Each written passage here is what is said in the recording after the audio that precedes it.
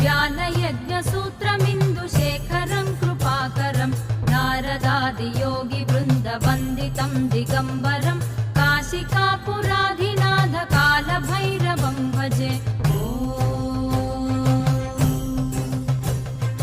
भानुकोटिभास्वरं भवाब्धितारकं परं नीलकण्ठमीप्सितार्थदायकं त्रिलोचनं कालकालमम्बुजाक्षमक्षशूलमक्षरं काशिकापुराधिनाथ कालभैरवं भजे।